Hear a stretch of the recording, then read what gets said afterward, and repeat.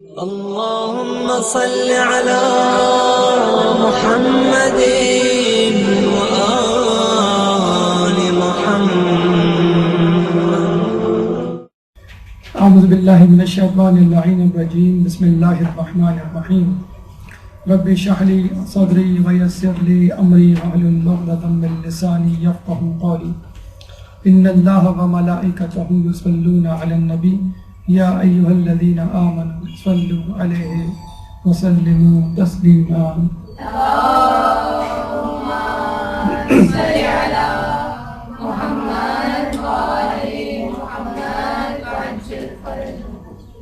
واقعہ مباہلہ آج ہماری گفتگو کا موضوع ہے. عموماً ہم مذہب اہل بیت کے ماننے والوں پر ایک اعتراض کیا جاتا ہے کہ تم لوگ روتے بہت ہو. جب ایام عزا آتے ہیں، جب کسی امام کی شہادت کا دن آتا ہے تو آپ لوگوں کے ہاں صف ماتم جو ہے بچ جاتا ہے. اور کچھ لوگ رحم بھی کھاتے ہیں ہمارے اس گریے پر کہ بیچارے یہ شیعہ حضرات رونے دھونے میں اپنی زندگی گزار دیتے ہیں.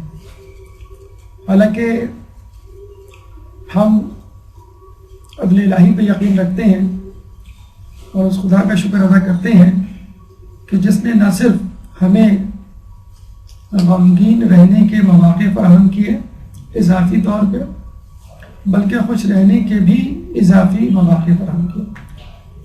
اگر ہم لوگوں کی بنسبت روتے دھوتے زیادہ ہیں، کریوزاری زیادہ کرتے ہیں، تو ہم خوشیاں بھی زیادہ مناتے ہیں.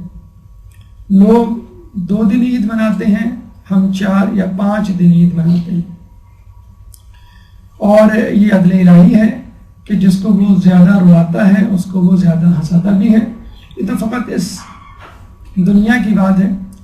آخرت میں انشاءاللہ ہنسی خوشی نعمتیں اور خدا کی رضا ہمارے ہی حصے میں آئیں گی، اور ان لوگوں کے حصے میں آئیں گی جو اہل بیت کے سچے اور حقیقی طور پہ ماننے والے ہیں. تو ذی الحج کا مہینہ جیسے کہ آپ نے دیکھا ہمارے لیے عید الاضحیٰ لے کر آیا، پھر عید غدیر لے کر آیا، اور اس کے بعد عید مباہلہ. تو 4 عیدیں جو سال میں ہوتی ہیں ہمارے لیے، اس میں سے 3 عیدیں اس ذی الحج کے مہینے میں موجود ہیں. شاید اللہ تعالیٰ ہمیں رلانے سے پہلے ہنسانا چاہ رہا ہے کہ محرم شروع ہونے والا ہے، اب تمہیں بہت رونا ہے. ایام عزا شروع ہونے والے ہیں، اب گھر گھر صف ماتم بچھے گا. تو اس سے پہلے 1 نہیں 2 نہیں 3 عیدیں ایک ساتھ ایک ہی مہینے میں منا لو، اور پھر جی بھر کے ماتم کرنا، جی بھر کے گریہ ازاری کرنا. کچھ لوگ غدیر سے مباہلہ تک کا جو سفر ہے 6 دن کا یا 7 دن کا، اس کو ہفتہ ولایت کے طور پہ مناتے ہیں، اور پورا ہفتہ جو ہے وہ عید قرار دیتے ہیں. جیسے مغربی ممالک میں کرسمس سے لے کے نیو ایئر تک پورا ہفتہ جو ہے سیلیبریشن اور جوبیلیشن میں گزر جاتا ہے. تو یہ بھی ایک طریقہ ہے لوگوں کی توجہ اس طرف مبذول کروانے کا کہ غدیر بھی ایک اضافی عید ہے مومن کے لیے، اور مباہلہ بھی ایک اضافی عید ہے مومن کے لیے. لیکن عموماً مومن اس معاملے میں کوتاہی کر جاتے ہیں اور ان 2 عیدوں کو اس طرح نہیں مناتے جس طرح منانا چاہیے. ابھی پچھلے دنوں نیو یارک کے میئر ڈی بلاسیو نے پہلی مرتبہ نیو یارک میں مسلمانوں کے لیے عید الفطر اور عید الاضحیٰ کے دن چھٹی کا باقاعدہ اعلان کیا. اس سے پہلے نیو یارک کے اسکولوں میں چھٹیاں نہیں ہوا کرتی تھیں عید الاضحیٰ عید الفطر میں، اور بچوں کو جانا پڑتا تھا. لیکن ظاہر سی بات ہے عید کے دن بچے کہاں اسکول جائیں، اکثر بچے ایبسنٹ ہو جایا کرتے تھے، اور جو جاتے تھے اس طرح دل لگا کے نہیں پڑھتے تھے. انتظامیہ نے اپنا پورا زور لگا لیا، لیکن وہ بھاگ گئے کہ یہ ان لوگوں کی خاص عیدیں ہیں اور ان میں ہمیں ان کو چھٹی دے دینی چاہیے. تو ہم ایسا کیوں نہیں کر لیتے کہ اپنی عید مباہلہ عید غدیر کو اس طرح زور و شور سے منائیں کہ سرکار کو، ہماری حکومت کو 2 دن باقاعدہ اعلان کرنا پڑے کہ ان 2 دنوں کو ہم تعطیل کے طور پہ منانا چاہتے ہیں، ان 2 دنوں میں تعطیل رہے گی۔ اب آپ کہیں گے کہ بھائی یہ 2 ایام تو مذہب اہل بیت کے ماننے والوں سے منسوب ہیں، دوسرے کیا اس سے فائدہ اٹھائیں گے یا دوسرے کیا اس میں دلچسپی لیں گے؟ تو جس طرح 9 اور 10 محرم کا تعلق غیر شیعہ افراد سے ہے، حالانکہ وہ کچھ نہیں کرتے لیکن بہرحال کچھ نہ کچھ تو تعلق ہے، اور جس طرح ہم شیعہ افراد 9 اور 10 محرم کو گریہ زاری کرتے ہیں، حکومت کو مجبوراً ان دنوں چھٹی دے دینی پڑتی ہے کہ بھئی یہ 2 ایام ایسے ہیں کہ شیعہ حضرات اپنے گریہ ماتم میں اتنے مصروف ہیں، جلسے جلوس میں اور مجالس میں، کہ پورا شہر جو ہے لگتا ہے کہ وہ سیاہ لباس میں ملبوس ہو گیا ہے اور ماتم کر رہا ہے۔ تو کیوں نہ ہم ان 2 دنوں کو اس طرح منائیں کہ حکومت مجبور ہو جائے کہ پورا شہر لگتا ہے کہ عید منا رہا ہے، وہ کہ فقط شیعہ عید منا رہے ہیں، جس طرح 9-10 کو فقط شیعہ ہی عزاداری کر رہے ہوتے ہیں، اہل سنت حضرات نہیں کر رہے ہوتے، لیکن ان کی عزاداری اتنی زیادہ واضح نمایاں ممیز ہوتی ہے کہ حکومت کو چھٹی دینی پڑتی ہے۔ تو کیوں نہیں ہم عید غدیر اور عید مباہلہ کو اس طرح واضح طور پہ منائیں، تو حکومت کو باقاعدہ نوٹیفیکیشن جاری کر دیں۔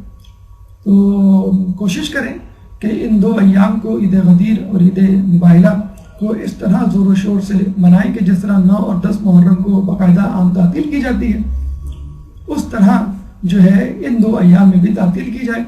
اور یہ مثال میں نے آپ کے سامنے پیش کر دی کہ جس طرح نیو یارک میں بچوں نے اسکولوں سے چھٹیاں کر کے یہ ثابت کر دیا کہ یہ 2 ایام ہمارے عید کے ایام ہیں، اس میں ہمیں خوشیاں منانے دو، تو آپ لوگ بھی اپنی تمام سرگرمیاں معطل کر کے فقط اور فقط جو ہے عید غدیر اور عید مباہلہ کی خوشیاں منائیں، تاکہ لوگ مجبور ہو جائیں کہ ان 2 ایام میں آپ کو اضافی رعایت دیں۔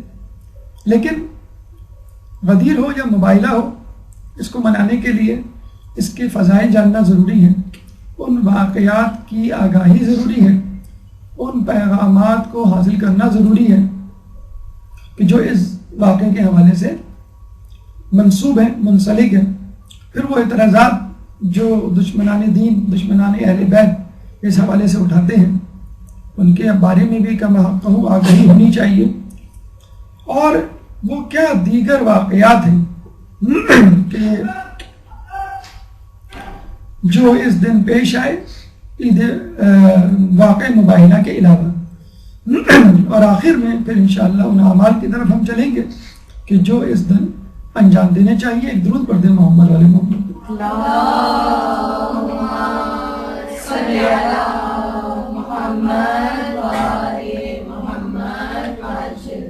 ہماری گفتگو کا پہلا مرحلہ مقدمات ہے۔ 2 مقدمے آپ کے سامنے پیش کی جائیں گے جو کہ مباہلے سے منسلک ہے، ایک تو متماثلات اور ایک معنی، یعنی مباہلہ سے ملتے جلتے ہیں اور کون سے الفاظ ہیں، اصطلاحات ہیں جو رائج ہیں، جو ہمیں واضح طور پہ سمجھ لینی چاہیے، اور معنی یعنی مباہلے کے معنی کیا ہیں۔ متماثلات یعنی مباہلے سے ملتے جلتے الفاظ کہ ہم جو ہے وہ دھوکہ نہ کھائیں۔ مباہلے سے ملتا جلتا ایک لفظ ہے مذاکرہ۔ مذاکرہ لوگوں کا آپس میں بیٹھنا کسی مسئلے کے حل کے لیے، مثلا مسئلہ کشمیر ہے، اس میں پاکستانی وفد اور ہندوستانی وفد آپس میں بیٹھ کر یہ فیصلہ کرتے ہیں کہ اس مسئلے کو کیسے حل کیا جائے۔ کچھ لو اور کچھ دو کی پالیسی کو اپنا کر اس تنازع کو ختم کرنے کی کوشش کرتے ہیں۔ وہ الگ بات کہ اب تک یہ مسئلہ حل نہیں ہو پایا، لیکن بھارت مذاکرہ اسی کو کہتے ہیں کہ دو فریقین، دو وفود، دو افراد، دو گروہ آپس میں بیٹھ کے کسی مسئلے کو حل کرنے کے لیے کوئی راستہ نکالے اور دونوں حضرات اس راستے پر متفق بھی ہو۔ ایک ہوتا ہے مباحثہ، دونوں فریقین اس لیے بیٹھتے ہیں کہ اپنا اپنا نقطۂ نگاہ بیان کریں۔ ہمارے یہاں کی جو ٹاک شوز ہیں وہ اس کی مثالیں ہیں۔ اس میں مساقات ایک نہیں، دو سے زیادہ افراد کو بٹھا دیا جاتا ہے۔ ایک فرد جو ہے بطور نیوٹرل امپائر اس میں شامل ہو جاتا ہے۔ صحافی ہوتا ہے یا کوئی ٹیکنیکل ایکسپرٹ ہوتا ہے، کوئی اسکالر ہوتا ہے، اور باقی 2 افراد وہ فریقین ہوتے ہیں جو مختلف پارٹیز کے مختلف نقطۂ نگاہ لیے ہوئے ہوتے ہیں۔ ایک مباحثہ ہوتا ہے، اپنا اپنا نقطۂ نگاہ لوگ پیش کرتے ہیں، اس کے بعد جو اینکر پرسن ہے وہ فیصلہ ناظرین پہ چھوڑ دیتا ہے کہ ان فریقین میں کون سا فریق حق پر ہے۔ پھر ہے مناظرہ، 2 گروہ کا، 2 افراد کا اس طرح آپس میں بیٹھنا کہ وہ ایک دوسرے کو اپنے عقیدے کے لیے قائل کر لیں، یا اپنے نظریے کے لیے یا اپنے نقطۂ نگاہ کے حوالے سے قائل کر لیں، یعنی جو میں سمجھتا ہوں وہ صحیح ہے اور میں چاہتا ہوں کہ آپ بھی اس کو صحیح سمجھیں۔ اسی طرح دوسرا بھی یہی نیت لے کر آتا ہے کہ جو وہ سمجھتا ہے صحیح ہے اور وہ چاہتا ہے کہ میں بھی اس کا ہم خیال بن جاؤں۔ یہ ہوتا ہے مناظرہ۔ مختلف فرقوں کے درمیان یہ مناظرے مشہور ہیں، جیسے سنی اور قادیانی کا مناظرہ، سنی شیعہ افراد کا مناظرہ، کہ جس میں فریق کو قائل کیا جاتا ہے کہ وہ آپ کا ہم خیال ہم عقیدہ بن جائے۔ پھر ایک لفظ ہوتا ہے مجادلہ۔ مجادلہ یہ کیا ہوتا ہے کہ آپ کسی فریق کے ساتھ بیٹھتے ہیں اور جب فیصلہ نہیں ہو پاتا گفت و شنید سے تو پھر آپ تلوار نکال دیتے ہیں اور کہتے ہیں کہ یہ تلوار فیصلہ کرے گی، یعنی اگر میں تم پر غالب آ جاؤں تو میں صحیح اور تم مجھ پر غالب آ جاؤ تو تم صحیح۔ تو جتنی بھی جنگیں ہوتی ہیں عموماً مجادلہ ہی کا نتیجہ ہوتی ہے، چاہے جو ہے وہ مسلمانوں کی کفار کے ساتھ ہوں، چاہے خود مسلمانوں کے درمیان جنگیں ہوں، جیسے مولا علی کی جنگیں جو ہے خود ان کے دشمنان اہل بیت کے حوالے سے ہوں، جنگ صفین وغیرہ۔ تو یہ ہوتا ہے مجادلہ کہ اپنی تلوار سے اور طاقت کے ذریعے سے ثابت کرنا کہ جو حق پر ہوگا وہ جیت جائے گا۔ اس کے بعد مباہلہ، جو آج ہمارا موضوع ہے۔ مباہلہ 2 فریقین اس لیے آپس میں بیٹھتے ہیں کہ وہ دعا کریں عذاب الہی کے لیے کہ اس شخص پر آئے جو جھوٹا ہے، یعنی ہر شخص یہ سمجھتا ہے کہ میں صحیح ہوں اور عذاب الہی آئے اس شخص پر جو سامنے ہے، یا یوں کہہ لیجئے کہ عذاب آئے اس شخص پر جو جھوٹا ہے۔ دونوں مل کے یہ بھی دعا کر سکتے ہیں، اور یہی وہ مباہلہ ہے جو واقعہ مباہلہ کے حوالے سے مشہور ہے، جو رسول اللہ اور عیسائیوں کے وفد کے درمیان پیش آیا۔ اس کی تفصیل میں اگر ہم جائیں تو معنی مباہلہ کے لیے ہمیں ڈکشنری کھولنی پڑے گی اور معلوم کرنا پڑے گا کہ یہ لفظ کہاں سے نکلا۔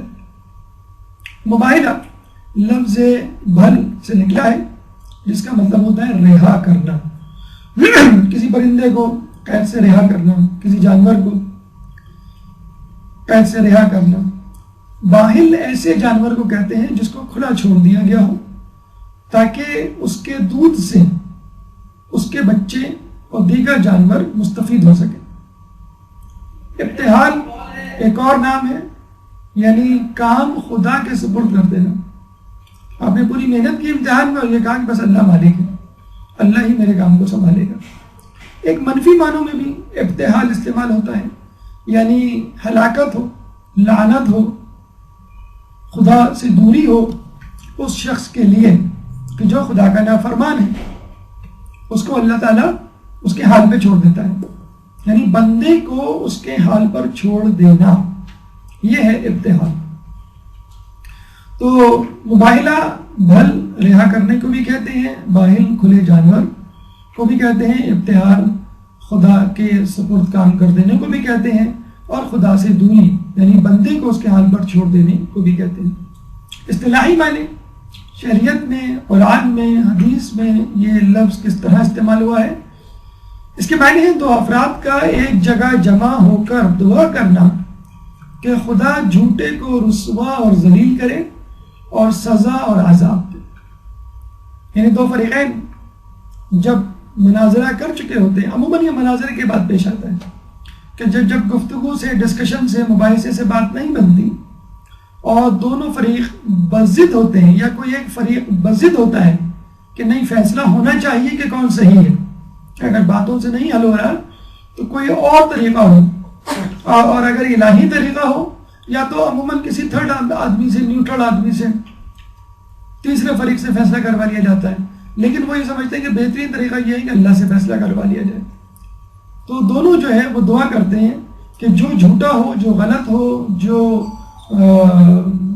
گمراہ ہو، اس پہ اللہ کی لعنت ہو، اللہ اس کو رسوا کرے، اللہ اس کو عذاب دے، اور اس طرح عذاب دے کہ وہ جو ہے صفا ہستی سے مٹ جائے. اس کو کہتے ہیں مباہرہ. اب آئیے ہماری گفتگو کا دوسرا مرحلہ وہ واقعات کہ جو اس واقعہ مباہلہ سے منسلک، مربوط اور جڑے ہوئے ہیں. ایک درود پڑھ دیں محمد علی محمد.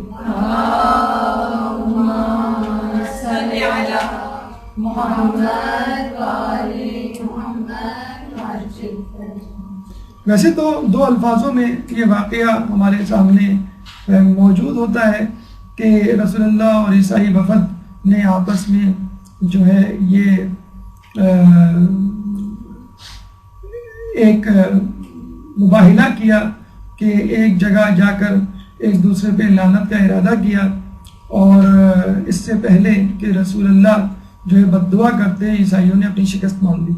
لیکن تفصیل میں جانے سے پتہ چلتا ہے کہ یہ بڑا دلچسپ جو ہے واقعہ تھا، اور اس واقعے کے پیچھے بہت سارے چھوٹے چھوٹے واقعات بھی جمع تھے، اور ان واقعات میں عیسائیوں کی نفسیات اور اسلام کی حقانیت بھی ہمیں ثابت ہوتی ہوئی نظر آتی ہے، اور بہت سارے اخلاقی پہلو اور پیغامات ہیں وہ بھی ہم اس سے سمیٹ سکتے ہیں. تو آئیے واقعات کی طرف چلتے ہیں. رسول اللہ جب مدینے آئے اور جب انہوں نے یہاں پر زمین ہموار دیکھی اور دیکھا کہ لوگ جو ہے ان کو بہت زیادہ خوش آمدید کہہ رہے ہیں. مکے میں ایسا نہیں تھا، وہاں پہ لوگ بہت زیادہ جو ہے پریشان کن رویہ رکھتے تھے، اور اسلام کا اظہار تک ناممکن ہوتا جا رہا تھا، اور وہاں پہ جینا مشکل تھا. لیکن جب مدینے آئے تو مدینے والوں نے بڑا اچھا استقبال کیا، اور آتے ہی رسول اللہ کو اپنا ہیڈ آف دا اسٹیٹ، حکومت کا جسے کہتے ہیں رہنما، لیڈر بنا دیا. اور رسول جو ہے وہ مسلمانوں کے بھی لیڈر ٹھہرے، یہودیوں کے بھی اور مشرکین کے بھی. اور رسول اللہ نے جب یہ دیکھا کہ یہاں زمین بڑی ہموار ہے تو فوراً جو ہے لوگوں کو تبلیغ اسلام پھیلانا شروع کی، اور اس کا دائرہ کار فقط مدینہ تک نہیں رکھا بلکہ مدینے سے باہر بھی. جب مکمل طور پہ مدینے کے جو منافقین ہیں اور مشرکین ہیں اور عیسائی اور یہودی ہیں جب مغلوب ہو گئے تو رسول اللہ نے 9 ہجری کو اس دعوت کو ایکسپورٹ کرنا شروع کیا، یعنی مدینے سے باہر، عرب سے باہر، نجد و حجاز سے باہر کے ممالک اور شہروں کو اپنا پیغام پہنچانا شروع کر دیا. اور جہاں جہاں رسول اللہ کا پیغام پہنچتا وہاں جو ہے اسلام کی دعوت پھیل جاتی. کچھ لوگوں نے اس دعوت کو قبول کیا، کچھ لوگوں نے انکار کر دیا، اور کچھ لوگوں نے تلوار نکال کر جنگ کرنے کی ٹھانی. رسول اللہ نے عیسائی مملکتوں مثلا قیصر و روم اور نجران کے عیسائیوں کو بھی خطوط لکھے، اور ان خطوط میں اس آیت کو خصوصی طور پہ کوٹ کیا کہ قل یا اہل الکتاب تعالوا الی کلمۃ سواء بیننا و بینکم، کہ اے اہل کتاب آؤ ایک ایسے کلمے کی طرف جو ہمارے اور تمہارے درمیان مشترک ہے. اللہ نعبد الا اللہ ولا نشرک بہ شیئا، کہ ہم اللہ کے سوا کسی کی عبادت نہ کریں اور کسی کو اس کا شریک نہ بنائیں. ولا يتخذ بعضنا بعضا اربابا من دون اللہ، اور کسی کو اس کا شریک نہ بنائے اور ہم میں سے کوئی کسی کو اللہ کے سوا اپنا رب نہ بنائے.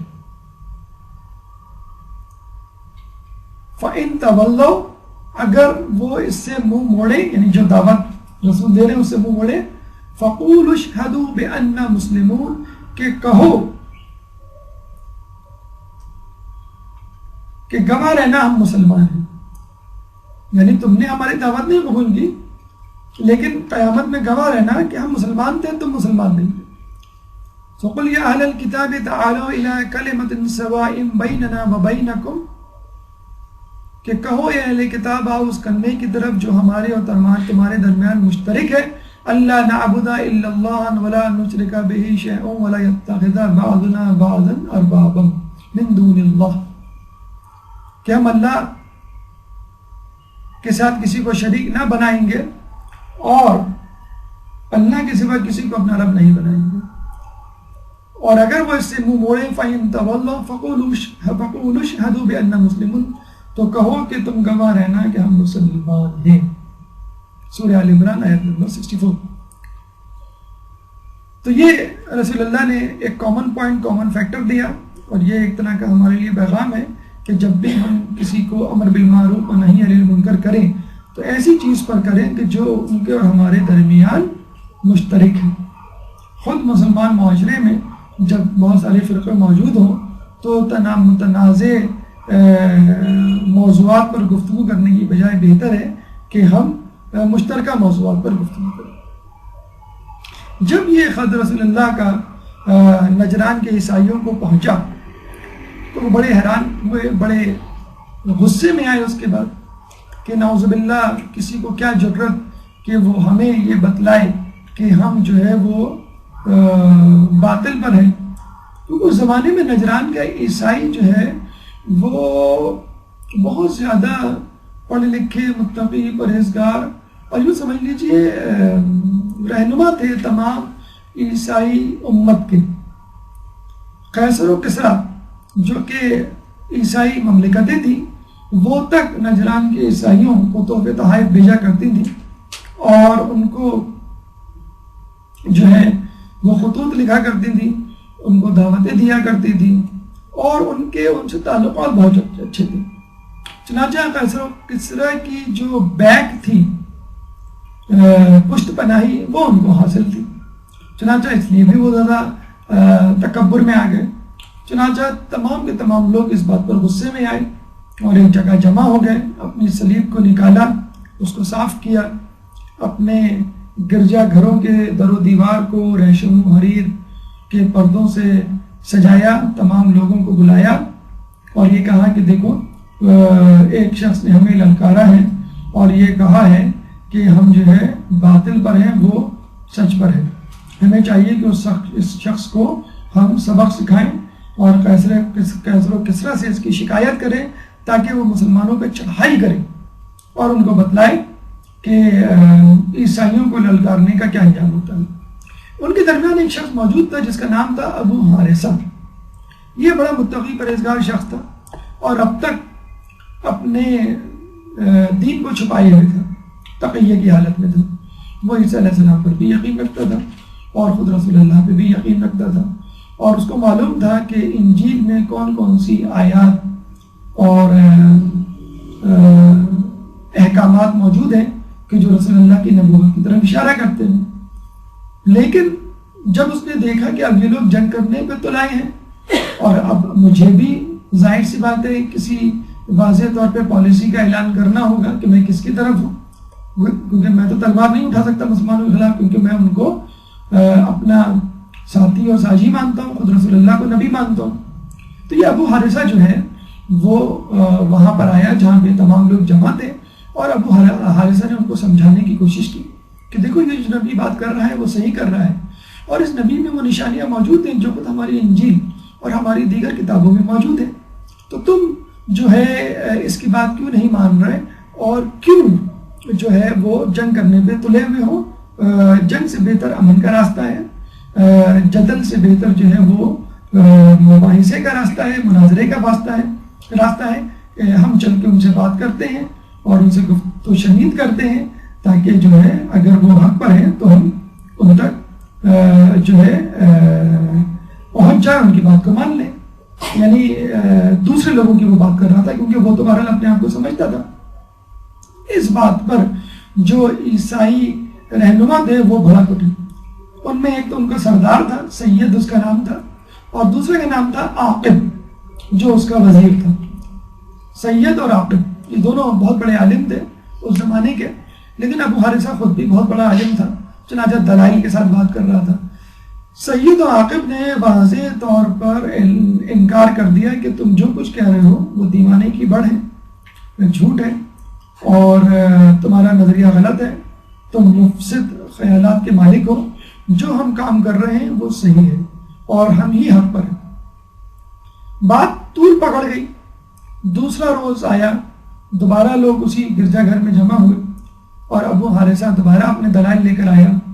عاقب اور سید نے بہت سمجھانے کی کوشش کی اور جب وہ نہیں مانا تو عاقب اور سید نے ایک چال چلی اور یہ کہا کہ تم اصل میں جس محمد کی بات کر رہے ہو وہ اپنی جگہ ٹھیک ہے، ہم احمد کی بات کر رہے ہیں۔ محمد اور احمد دو الگ الگ لوگ ہیں۔ محمد وہ نبی ہے کہ جس کی پیشن گوئی خبر موسیٰ علیہ السلام نے دی تھی، اور احمد وہ پیغمبر ہے جس کی پیشن گوئی خبر حضرت عیسیٰ علیہ السلام نے دی تھی۔ تو ٹھیک ہے، یہ جو محمد تم بات، اب تھوڑا سا وہ بیک فٹ پہ چلے گئے، پیچھے آ کے بات کرنے لگے۔ پہلے تو وہ سینہ سفر ہو گیا کہ ہم حق پر ہیں، تم سراسر جھوٹ بول رہے ہو۔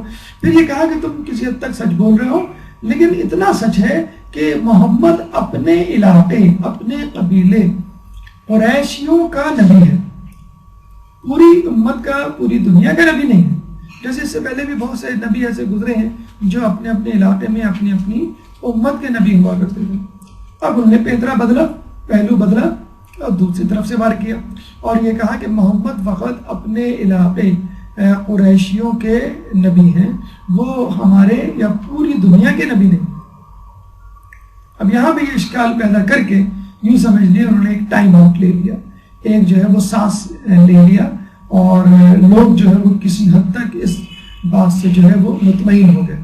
لیکن ابو حارثہ بدستور اپنی بات پر اڑا رہا۔ تیسرے روز وہ دوبارہ مزید مطالعہ کر کے آیا، مزید ریفرنسز، حوالہ جات لے کر آیا۔ یہ ہم جو تفصیل بتا رہے ہیں اس مناظرے کی تفصیل بتا رہے ہیں کہ جو خود عیسائیوں کے درمیان ہوا اور نجران کے اندر ہوا، کہ جس میں ابو حارثہ نامی عیسائی متفق تھا کہ رسول جو کہہ رہے ہیں صحیح کہہ رہے ہیں، ان کی بات مان لو، دیگر اس کی مخالفت کر رہے تھے۔ تو وہاں پہ وہ ایک ہوم ورک کر کے نکلے تھے۔ وہ ہوم ورک کیا تھا وہ ہم آپ کو بتلا رہے ہیں۔ تیسرا روز جب شروع ہوا تو جس طرح ہماری یہ کتابیں کافی ہے، استفسار ہے، تہذیب ہے اور دیگر من لا یحضر الفقیہ ہے، اس طرح مختلف کتابیں ہیں جس سے ہم قرآن کے علاوہ، جس سے ہم بہت ساری باتوں کو وضاحت کے ساتھ، تشریح کے ساتھ، تفصیل کے ساتھ سمجھ سکتے ہیں۔ اسی طرح ان کے پاس انجیل کے علاوہ اور بھی کتابیں تھیں، مثلا کتاب زاجرہ، صحیفہ شمعون، شمعون یعنی عیسیٰ علیہ السلام کا وسیع۔ ابو حارثہ نے کتاب زاجرہ کا حوالہ دیا اور یہ کہا کہ اگر تم محمد اور احمد کے ابہام میں مشوش ہو، پڑھے ہوئے ہو، تو چلو ہم فارقلیت کی بات کر لیتے ہیں۔ کتاب زاجرہ میں ایک شخص فارقلیت نامی نبی کی خبر دی گئی ہے اور اس کی یہ خصوصیات ہیں، اور وہ خصوصیات اس رسول، اس محمد، اس شخص جس نے تم کو خط لکھا ہے اس میں پائی جاتی ہیں۔ اب اس مسئلے کو چھوڑو کہ اس کا نام محمد ہے کہ احمد ہے، لیکن بہرحال جس شخص نے تم کو یہ خط لکھا ہے اس میں فارقلیت کی پوری خصوصیات پائی جاتی ہیں، اور یہی وہ فارقلیت ہے جس کے بارے میں عیسیٰ علیہ السلام کو وحی کی گئی تھی کہ تمہارے بعد ایک نبی آئے گا جس کا نام فارقلیت ہوگا۔ اور صحیفہ شمعون میں اس سے زیادہ کی تفصیل دی ہوئی تھی کہ فارقلیت کی نسل سے اس کا ایک بیٹا بعد میں پوری دنیا پر قبضہ کرے گا جو امام مہدی ہوگا۔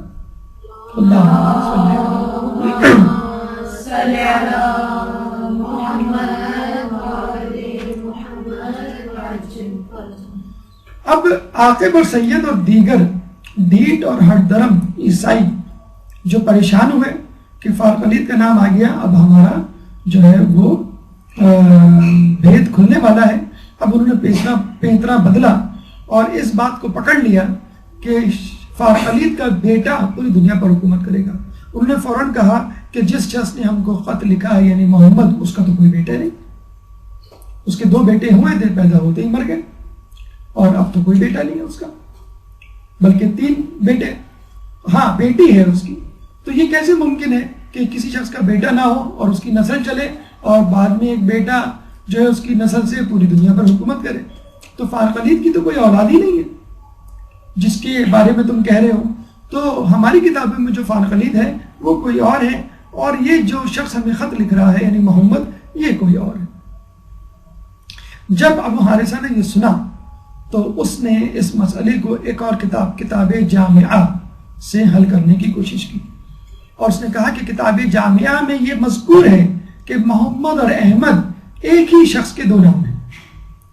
یہ تم نے کہا کہ محمد موسیٰ کا جو ہے پیغمبر ہے، یعنی موسیٰ کی دی ہوئی خبر والا پیغمبر ہے، اور احمد عیسیٰ کی دی ہوئی پیغمبر والا خبر کا پیغمبر ہے، دو الگ الگ ہیں۔ نہیں، کتاب جامعہ میں یہ لکھا ہے کہ محمد اور احمد ایک ہی ہیں۔ پھر ایک طویل آیت اور حدیث اس نے اس کتاب جامعہ کی پڑھ کے اس نے سنائی کہ جس میں اللہ تعالیٰ آدم علیہ السلام سے مخاطب ہے، اور آدم علیہ السلام کو اللہ تعالیٰ ایک نور متعارف کرواتا ہے اور کہتا ہے کہ یہ نور احمد ہے۔ پھر اللہ فرماتا ہے کہ میں محمود ہوں، چنانچہ یہ محمد ہے۔ محمود جس کی سب سے زیادہ تعریف کی گئی ہو، محمد جس کی بہت زیادہ تعریف کی گئی ہو، تو یعنی یہ احمد ہے، لیکن چونکہ میں محمود ہوں چنانچہ میں نے اس کا نام محمد رکھا۔ تو یہ احمد بھی ہے، محمود بھی ہے۔ اس کے بعد اس نور کے سامنے ایک اور نور تھا، تو اللہ نے کہا یہ اس کا وسیع علی ہے۔ اس کے بعد ایک تیسرا نور تھا، اس کے بارے میں اللہ نے کہا کہ یہ اس کی دختر فاطمہ ہے۔ اس کے بعد دو اور نور تھے کہ جس کے بارے میں اللہ نے فرمایا یہ ان کے بیٹے حسن و حسین ہیں۔ پھر باقی نوروں کا تعارف کروایا کہ کہا کہ یہ ان کے بیٹے ہیں۔ آخر میں ایک نور مثل ستارہ صبح تھا کہ جس بارے میں کہا گیا کہ یہ ان کا آخری نور امام مہدی جو پوری دنیا پر حکومت کرے گا۔ اللہم صلی علی محمد وآل محمد وعجل فرجہم۔ تو آپ نے دیکھا کہ کتاب جامعہ میں کتنا واضح طور پہ یہ بتلا دیا گیا کہ احمد اور محمد ایک ہی شخص کے دو نام ہیں، اور نہ صرف یہ رسول کا تعارف کروایا گیا رسول کی بیٹی اور ان کے بیٹے اور ان کے آخری بیٹے جو کہ دنیا پہ حکومت کریں گے ان کا بھی تعارف کروا دیا اور بتلا دیا کہ یہ جو بیٹے ہیں رسول کے یہ ان کی بیٹی دختر رسول سیدہ فاطمہ کی بدن سے ہوں گے۔ اور صرف کتاب جامعہ نہیں، ابو حارثہ نے شیس کا صحیفہ بزرگ، حضرت شیس علیہ السلام کا صحیفہ مکمل کتاب نہیں ہوتی ہے، چند اوراق ہوتے ہیں، وہ لا کے دکھائے، اور ابراہیم علیہ السلام کی صلوات، ان کا بھی کچھ صحیفے تھے، کچھ پیجز تھے جو صندوق ابراہیم میں موجود تھے، وہ لے کر آیا اور اس میں سے صفحات نکالے اور کہا کہ دیکھو ابراہیم کو جو صحیفے ملے تھے، صحیفہ ابراہیم، صحیفہ موسیٰ، اس کا تذکرہ قرآن میں موجود ہے، تو شیس علیہ السلام کو جو صحیفے ملے اس میں بھی یہی تذکرہ موجود ہے کہ محمد احمد ایک ہی شخص کے دو نام ہیں اور ان کے بیٹے امام ہوں گے اور ان کا آخری بیٹا پوری دنیا پہ حکومت کرے گا۔ ابراہیم کے صحیفے میں بھی یہ بات ہے۔ یوں ابو حارثہ بن علقمہ کی فتح ہوئی اور عاقب اور سید اور دیگر ہر درم عیسائی اپنا منہ لے کر رہ گئے۔ اب یہ حضرات اپنے اپنے گھروں کو واپس گئے اور ایک اور میٹنگ بلائی کہ اب ہم ابو حارثہ نے جو ہمارا بیت کھولا ہے اب ہم اس کا کیسے مقابلہ کریں، کیونکہ وہ نہیں چاہتے تھے کہ رسول اللہ کو اپنا آخری نبی مانے، کیونکہ اس صورت میں ان کی چودراہٹ، ٹھیکیداری، تحفے تحائف، دعوتیں، منزلتیں اور دولت جو قیصر و کسریٰ اور قیصر و روم سے جو وہ پاتے تھے وہ ہاتھ سے جانے کا خدشہ تھا۔ اب انہوں نے یہ بیٹھ کے فیصلہ کیا کہ ایسا کرتے ہیں، ہم یہ کہتے ہیں ابو حارثہ سے کہ چلو ہم نے تمہاری یہ بات مان لی کہ یہ وہی شخص ہے، لیکن ہم اپنی آنکھوں سے دیکھنا چاہتے ہیں کہ کیا اس شخص میں وہ تمام خصوصیات موجود ہیں جو انجیل اور دیگر کتابوں میں موجود شخص کے حوالے سے لکھی گئی ہیں کہ جو آنے والے نبی میں موجود ہوں گی۔ ہم چاہتے ہیں خود اپنی آنکھوں سے ان تمام صفات کا مظاہرہ کریں۔ ٹھیک ہے، یہ شخص ہو سکتا ہے تمہارے مطابق ایسا، لیکن ہم چاہتے ہیں اپنی آنکھوں سے دیکھیں کہ واقعی وہ ایسا ہے۔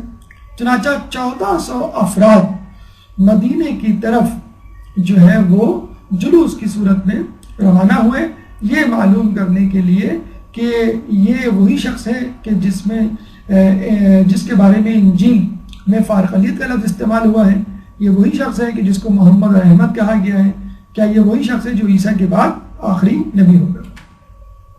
دوران سفر کہتے ہیں کہ عاقب جس گدھے پہ سوار تھا وہ بدکا، جب وہ بدکا تو اس نے جو ہے نازیبہ الفاظ کہے، تو اس وہاں پہ ایک اور شخص جو اس کے ساتھ تھا عاقب کا ہم خیال، یہ کہا کہ دیکھو نازیبہ الفاظ نہ کہو، رسول اللہ کے بارے میں نازیبہ الفاظ نہ کہو، وہ نبی ہیں۔ اب جو تیسرا شخص کھڑا ہوا تھا اس نے کہا کہ آپ لوگ تو کہہ رہے تھے کہ یہ وہ شخص نہیں ہے، اور ابھی آپ کہہ رہے ہیں کہ یہ وہی ہے، آپ کو یقین ہے؟ تو پھر اس نے سید نے اور عاقب نے اس بات کا اعتراف کیا کہ اصل میں ہم بھی یہی سمجھتے ہیں کہ یہی شخص ہے، لیکن ہم صرف اس لیے جا رہے ہیں کسی طرح کہ اس سے صلح کر لیں، یہ بتائے بغیر کہ ہم اس کو پہچان گئے، تاکہ وہ ہم سے جزیہ لے لے اور ہمیں اس کا مذہب نہ اختیار کرنا پڑے، کیونکہ ہم نے اگر اس کا مذہب اختیار کر لیا تو یہ تمام تحفے تحائف دعوتیں اور جو منصب ہم کو بادشاہوں کی طرف سے ملا ہوا ہے کہ وہ ہمارے ہاتھ سے، یعنی ان کے درمیان اگر کوئی شخص رسول اللہ کو برا بھلا کہتا تو وہ اس کو منع کرتے کہ نہ کہو، یہ نہ ہو کہ تمہارے اوپر خدا کی لعنت آ جائے کیونکہ تم ایک نبی کو برا بھلا کہہ رہے ہو۔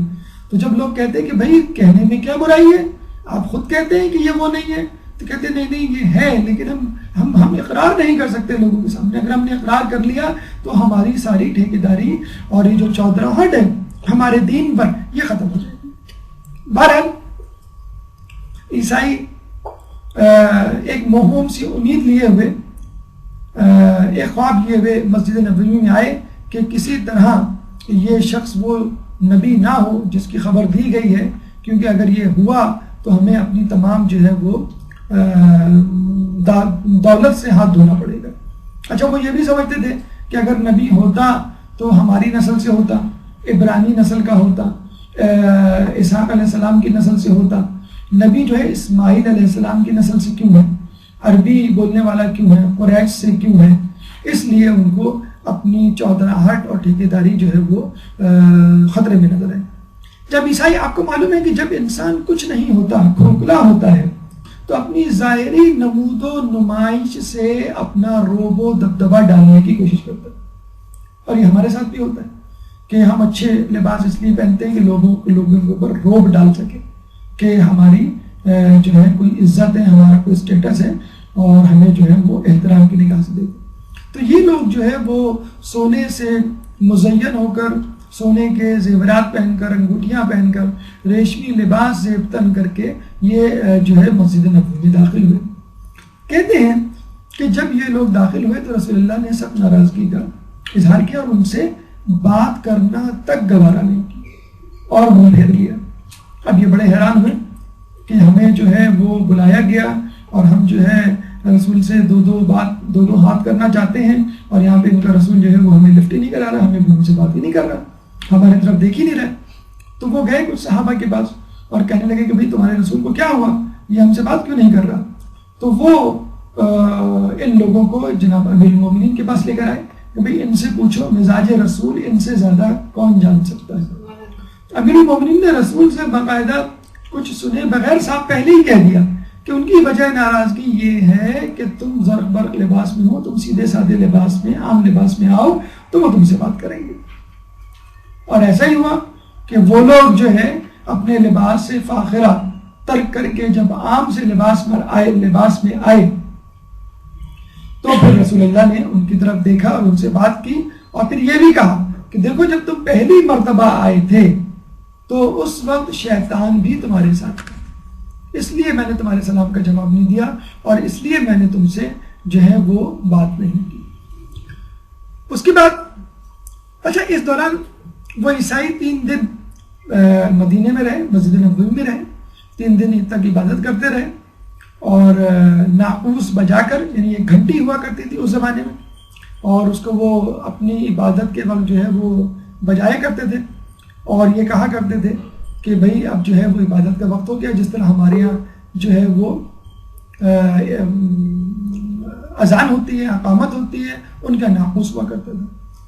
تو لوگوں نے اعتراض کیا رسول اللہ سے، کہا کہ دیکھیں مسجد نبوی میں یہ ناقوس بجا رہے ہیں، مسجد نبوی میں اپنے طرز کی عیسائی نہج کی عبادت کر رہے ہیں. تو رسول اللہ نے کہا کہ ان کو کرنے دو، تم اپنی نماز پڑھو. جب وہ تمہارا طرز عبادت دیکھیں گے تو خود پہچان لیں گے کہ سچ کیا ہے، حق کیا ہے. لیکن یہ بھی ایک امر بالمعروف و نہی عن المنکر کا طریقہ ہے کہ اپنا طریقہ اور اپنی عبادت پہ جمے رہو عقیدے پر، لوگ خود تمہاری طرف متوجہ ہوں گے. بہرحال جب عیسائی 3 دن بعد ان کے پاس آئے اور رسول اللہ سے گفت و شنید شروع ہوئی، تو آپ کو معلوم ہے کہ وہ بہرحال اندر سے پہچان تو چکے تھے کہ یہ وہی رسول ہے. اب انہوں نے چاہا کہ ایسی بات کو چھیڑا جائے کہ جو ہمارے اور ان کے درمیان مشترک نہیں ہے. حالانکہ جو ہم نے بات کی تھی کہ تم ایسی بات کی طرف آؤ کہ جو ہمارے اور تمہارے درمیان مشترک ہے، جو رسول اللہ نے آیت لکھ کے بھیجی تھی وہ یہ تھی. انہوں نے جان بوجھ کے ایک ایسا مسئلہ کھڑا کیا جو مسلمانوں اور عیسائیوں کے درمیان مختلف تھا اور متنازع تھا. انہوں نے صاف صاف رسول اللہ سے یہ کہا کہ آپ حضرت عیسیٰ سے متعلق کیا عقیدہ رکھتے ہیں، کیونکہ ہمیں آپ کے اندر وہ تمام صفات نظر آ گئی جو ہماری کتابوں میں آخری نبی کے حوالے سے درج ہے. لیکن ایک نظریہ ہمیں آپ سے پوچھنا ہے تاکہ ہمیں مکمل طور پہ اندازہ ہو جائے کہ آپ پوچھتے ہیں. اور پھر انہوں نے کہا کہ آپ یہ بتائیے عیسیٰ علیہ السلام کون تھے، کیا تھے؟ تو آپ نے کہا کہ عیسیٰ علیہ السلام جو ہے وہ اللہ کے نبی تھے، اللہ کے بندے تھے، اور عام لوگوں کی طرح کھاتے پیتے سوتے اور زندگی گزارتے تھے. اور یہ لفظ رسول اللہ نے یہ جملے اس لیے کہے کہ عام انسان تھے، کھاتے پیتے سوتے جاگتے عام لوگوں کی طرح زندگی گزارتے تھے. اس لیے کہا کہ وہ عقیدہ رکھتے تھے کہ عیسیٰ علیہ السلام خدا کے بیٹے ہیں، بلکہ خدا ہیں، تیسرے خدا ہیں. جبرائیل خدا، اللہ خدا اور عیسیٰ علیہ السلام خدا. عقیدہ تثلیث اس کو کہا جاتا ہے عیسائیوں کے. انہوں نے کہا کہ نہیں، یہ ہو ہی نہیں سکتا، وہ ایک عام انسان ہو، وہ ایک عام آدمی ہو. آپ نے کبھی دیکھا ہے کہ کوئی شخص بغیر باپ کے پیدا ہوا ہو؟ اسی وقت یہ آیت اتری، اِنَّا مَثَلَ عِيسَىٰ عِنْدَ اللَّهِ كَمَثَلِ آدَمَ خَلَقَهُ مِنْ تُرَابٍ ثُمَّ قَالَ لَهُ كُن فَيَكُونُ. کہ اللہ کے نزدیک عیسیٰ کی مثال آدم کی سی ہے، جس کو اللہ نے مٹی سے پیدا کیا. ثم قال له كن فيكون، اور پھر کہا ہو جا، اور وہ ہو گیا. یعنی آدم کو کہا کہ پیدا ہو جا، اور آدم علیہ السلام پیدا ہو گئے. اس کے لیے کسی ماں باپ کی ضرورت نہیں پڑی، اللہ کا کہنا کن فیکون کافی تھا. تو یہاں تو کم از کم عیسیٰ علیہ السلام کی والدہ تو موجود تھی، فقط باپ موجود نہیں تھے. تو جو اللہ ماں اور باپ کے بغیر آدم کو پیدا کر سکتا ہے، وہ اللہ باپ کے بغیر عیسیٰ علیہ السلام کو کیوں نہیں پیدا کر سکتا؟ یہاں پر جو ہے دونوں فریقین میں جو ہے ڈیڈ لاک آ گیا. رسول اللہ اپنی بات پر مصر تھے اور ہونا بھی چاہیے، اور عیسائی جو ہے وہ اپنی بات پہ اڑ گئے کہ ہم نہیں مانتے، اور اس بات پہ بھی اڑ گئے کہ ہم فیصلہ کر کے جائیں گے کون حق پر ہے. بس یہاں انہوں نے یوں سمجھ لیجیے غلط شاٹ کھیل دیا. اگر وہ خاموشی سے چلے جاتے کہ ٹھیک ہے لکم دینکم ولی دین، تمہارے لیے تمہارا دین، ہمارے لیے ہمارا دین، تو چاہے شاید جان بخشی ہو جاتی. اب یہاں پہ آ کے انہوں نے سمجھ لیجیے ایک دھمکی دے ڈالی کہ ہم تو فیصلہ کر کے جائیں گے، کیونکہ وہ یہ سمجھ رہے تھے کہ پوری عیسائی دنیا عیسیٰ علیہ السلام کو خدا سمجھتی ہے، تو تمام لوگ ہمارے ساتھ ہیں. اور جب اکثریت آپ کے ساتھ ہوتی ہے تو نعوذ باللہ آپ سمجھتے ہیں کہ خدا بھی ہمارے ساتھ ہے. تو اکثریت جو ہے وہ ضروری نہیں کہ اللہ کے ساتھ ہو یا اللہ اس کے ساتھ ہو. تو وہ ان کو اس بات کا زعم تھا کہ ہمارے پاس پوری عیسائی قوم موجود ہے، چاہے ہمارا عقیدہ باطل کیوں نہ ہو، لیکن پوری قوم موجود ہے اور کوئی بھی اس سے اختلاف نہیں کرتا. سب سمجھتے تھے کہ عیسیٰ علیہ السلام اللہ کے بیٹے ہیں. تو انہوں نے کہا کہ ایسا کرتے ہیں کہ مباہلہ کر لیتے ہیں اور دیکھ لیتے ہیں کہ کون سچ پہ ہے اور کون جھوٹ پر ہے. پھر اللہ تعالیٰ نے یہ آیت نازل کی، فَمَنْ حَاجَّكَ فِيهِ مِن بَعْدِ مَا جَاءَكَ مِنَ الْعِلْمِ. اس علم کے آ جانے کے بعد کہ جس کے بارے میں وہ جھگڑا کرتے تھے، فقل ان سے کہو تعالوا ندعو ابناءنا وابناءکم، تم بلاؤ اپنے بیٹوں کو اور ہم بلائیں اپنے بیٹے کو، ونساءنا ونساءکم، ہم اپنی عورتوں کو تم اپنی عورتوں کو، وانفسنا وانفسکم، ہم اپنے نفسوں کو تم اپنے نفس کو، ثم نبتہل فنجعل لعنت اللہ علی الکاذبین، اور ہم مباہلہ کریں اور کہیں کہ لعنت ہو جھوٹوں پر، تو ہم میں سے جو بھی جھوٹا ہوگا اس پہ جو ہے وہ اللہ کی لعنت ہوگی۔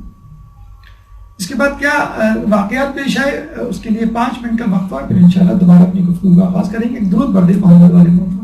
اعوذ باللہ من الشیطان الرجیم، بسم اللہ الرحمن الرحیم۔ گفتگو کا آغاز وہیں سے کرتے ہیں جہاں سے ہمارا سلسلہ ٹوٹا تھا۔ آپ کو بتلایا گیا کہ مناظرے کی دعوت کے بعد، مناظرے کے بعد مباہلے کی دعوت دی گئی، اور انہوں نے اس بات کو تسلیم نہیں کیا کہ عیسیٰ علیہ السلام جو ہے اللہ کے نبی اور ایک انسان تھے، اور مصر رہے کہ نہیں عیسیٰ علیہ السلام خدا تھے۔ انہوں نے کہا کہ ٹھیک ہے مباہلہ کرو، خدا نے بھی جو ہے فائنل فیصلہ دے دیا آخری کہ ٹھیک ہے مباہلہ کرو تم ان کے ساتھ، اور اپنی عورتوں اپنے بیٹوں اور اپنے نفسوں کو لے کر آؤ، اور یہ بھی اپنی عورتوں بیٹوں اور نفسوں کو لے کر آئیں۔ تو مباہلے والے دن رسول خدا اپنی گود میں امام حسین کو لے کر، اور امام حسن ان کی انگلی پکڑے ہوئے، پیچھے جناب فاطمہ، اور سب سے آخر میں امام علی، اور یوں جو ہے وہ مباہلے کے لیے چلے۔ دوسری طرف عیسائیوں میں سید اور عاقب جو دو ان کے عالم تھے، سید تو خود سردار بھی تھا عالم ہونے کے ساتھ ساتھ، ان کے 2 لڑکے المحسن اور عبد المنعم، اور ان کی 2 عورتیں سارہ اور مریم، بمائے 70 افراد اور 1400 تماشائی کے حاضر ہو گئے مباہلے کے میدان میں۔ یعنی وہ بھی اپنے گھر والوں کو لیا ہے، رسول اللہ بھی جو ہے وہ اپنے گھر والوں کو لیا ہے۔ رسول اللہ 2 زانو ہو کے بیٹھ گئے، ایک سیاہ چادر کو 2 درختوں کے درمیان تان دیا اور اس کے نیچے بیٹھ گئے، اور بالکل حدیث قصہ والا ماحول پیدا ہو گیا۔ رسول اللہ نے یہ آیت تلاوت کی، انما یرید اللہ لیذبح عنکم الرجس اہل البیت ویطہرکم تطہیرا۔ اللہم صلی علی محمد وآل محمد وعجل فرجهم۔ اللہ کے رسول نے کہا کہ اللہ ھذا ہؤلاء اہلی، کہ یہ میرے اہل بیت ہیں، اور پھر رسول اللہ نے کہا اپنے اہل بیت سے کہ دیکھو میں دعا مانگوں گا تو آمین کہہ دوں۔ یعنی اب وہ وقت آ گیا ہے کہ اب لعنت بھیجی جائے گی، اور اللہ اس پہ لعنت کرے گا کہ جو جھوٹا ہے۔ جب یہ منظر سامنے آیا لوگوں کے، اور رسول اللہ نے دعا کے لیے ہاتھ اٹھائے، تو اسی وقت آفتاب متغیر ہو گیا، سورج کا رنگ بدل گیا، درخت جھک گئے، پرندے سرنگو ہو گئے، انہوں نے اپنے پروں کو کھول لیا، پہاڑ لرزنا شروع ہو گئے جیسے زلزلہ آنے والا ہو، اور سیاہ بادل وہاں پہ چھا گئے، اور لگ رہا تھا کہ کچھ ہونے والا ہے۔ کہتے ہیں کہ بالکل وہی ماحول ہو گیا تھا کہ جس طرح یونس علیہ السلام کی قوم کے اوپر عذاب آنے سے پہلے ماحول بن گیا تھا۔ ان میں سے ایک شخص چیخا اور اس نے یہ کہا کہ میں ایسی شخصیات کو دیکھ رہا ہوں کہ جو اگر دعا کریں تو خدا پہاڑ اپنی جگہ سے ہٹا دے۔ اور پھر اس نے یہ بھی کہا کہ یہ جو ماحول میں تغیر آیا ہے انہی پاک و طاہر افراد کی وجہ سے آیا ہے، چنانچہ اب بھی وقت ہے یونس علیہ السلام کی قوم کی طرح توبہ کرو اور مباہلے سے باز آ جاؤ۔ اس شخص کا نام تھا منظر بن علقمہ۔ عیسائیوں نے منظر بن علقمہ کو کہا کہ اب تم ہی بطور ثالث رسول اللہ کے پاس جاؤ اور ان سے کہو کہ ہمیں مباہلہ نہیں کرنا اور ہم سے صلح کر لیں۔ اچھا، اس نے بھی یہ کہا کہ صلح کر لیں، یہ نہیں کہا کہ ہم قائل ہو گئے کہ آپ نبی ہیں، اپنی ہمدردی پہ وہ قائم رہا۔ یعنی 3 آپشن تھے نا، کہ یا تو وہ جنگ کریں، یا تو وہ رسول اللہ کہ مذہب کو قبول کر لے یا عیسائی بن کے رہے اور جزیہ دینے پر تیار ہو جائے بطور غیر مسلم۔ تو منظر بن علقمہ جو ہے وہ رسول اللہ کے پاس آیا، رسول اللہ نے علی کو اپنا ثالث بنا کر بھیجا عیسائیوں کی طرف کہ صلح کر لو جس کی طرف یہ بلا ہے۔ تو علی نے کہا کہ میں کس عنوان سے یعنی کن شرائط پر صلح کروں؟ تو رسول نے کہا کہ جن شرائط پر چاہو صلح کر لو، تمہارا قول و فعل میرا قول و فعل، کہ اتنا مکمل اور اندھا اعتماد کہ تم جو کہو گے بس وہ ٹھیک ہوگا، وہ میری طرف سے ہوگا، کوئی شرائط یا کوئی جو ہے اضافی بات رسول اللہ نے علی کو نہیں بتائی۔ صلی علی محمد وآلِ محمد وعجل فرجهم أجمعين۔ پھر کہتے ہیں کہ رسول اللہ نے یہ کہا کہ اگر عیسائی آج مباہلے کے لیے تیار ہو جاتے اور صلح نہ کرتے تو یہ وادی آگ سے بھر جاتی اور تمام عیسائی ہلاک ہو جاتے اور تمام عیسائی مست شدہ بندر اور سوروں میں تبدیل ہو جاتے، اور سال نہیں گزرتا کہ پوری دنیا سے عیسائیت کا خاتمہ ہو جاتا۔ امام علی نے ان سے صلح کی کہ وہ لوگ ہر سال 2000 نفیس لباس، 1000 رجب کے مہینے میں، 1000 محرم کے مہینے میں، 30 زرہیں، 30 نیزے، 30 گھوڑے جب ان کو جنگ کے زمانے میں مسلمانوں کو ضرورت پڑے گی وہ دیں گے عاریتاً۔ تو یہ وہ جزیہ تھا، یہ وہ صلح نامہ تھا جو انہوں نے قبول کیا۔ اچھا، یہاں پر ایک واقعہ ہمیں کتابوں میں تو نہیں ملا لیکن ہم نے ایک بزرگ عالم دین سے سنا کہ یہ بھی طے ہوا کہ کیسے پتہ چلے گا کہ کون ہارا۔ تو عیسائیوں نے کہا کہ ٹھیک ہے کہ ہم اپنا لباس پیچھے سے پھاڑ دیتے ہیں تاکہ یہ اس بات کی گواہی ہو، علامت ہو کہ ہم ہار گئے۔ دیکھیے، پھٹا ہوا لباس کسی کو نہیں اچھا لگتا یا بہتر لگتا، چنانچہ عیسائیوں نے اپنے لباس کا پچھلا حصہ یعنی دامن، پچھلا دامن پھاڑ دیا، کاٹ دیا، اور آج تک عیسائی وہی کوٹ پہنتے ہیں جو پیچھے سے کٹا ہوا ہوتا ہے۔ عیسائیوں کا، انگریزوں کا کوٹ اگر آپ دیکھیں، ایک ٹپیکل کوٹ ہوتا ہے بہت لمبا سا دم کی طرح، وہ بالکل بیچ میں سے کٹا ہوا ہوتا ہے، اور جو شادی بیاہ میں آپ نے دیکھا ہوگا مرد حضرات جو سوٹ اور کوٹ پہنتے ہیں وہ بھی عموماً پیچھے سے کٹا ہوا ہوتا ہے۔ وہ بہرحال نام دے دیا گیا کہ یہ فیشن ہے تاکہ لباس تنگ نہ لگے، لیکن وہ جو پیچھے سے کٹا ہوا ہوتا ہے یہ اس زمانے سے چلا آ رہا ہے کہ عیسائی اپنا لباس پیچھے سے کٹا ہوا رکھتے تھے، یہ بتانے کے لیے کہ ہم وہ لوگ ہیں کہ جو مباہلے میں ہارے تھے۔ بہرحال جبرائیل جب رسول اللہ مدینے واپس آئے تو جبرائیل اللہ کا سلام لے کر آئے اور یہ کہا کہ اگر آپ مباہلہ کرتے تو یہ مباہلہ قارون و موسیٰ کے مباہلے کی طرح ہوتا کہ جس طرح قارون نے موسیٰ اور ہارون اور ان کے اہل خانہ کے ساتھ مباہلہ کیا، تو قارون اپنی دولت، اپنے اہل خانہ اور اپنے چاہنے والوں سمیت زمین میں اور اپنی دولت کے ساتھ زمین میں دھس گیا تھا، تو یہ عیسائی بھی اسی طرح دھس جاتے۔ تو اللہ کے رسول نے شکرن للمنعمن، شکرن للمنعمن، شکرن للمنعمن کہا اور سجدہ میں جا کر اللہ تعالیٰ کا شکر ادا کیا۔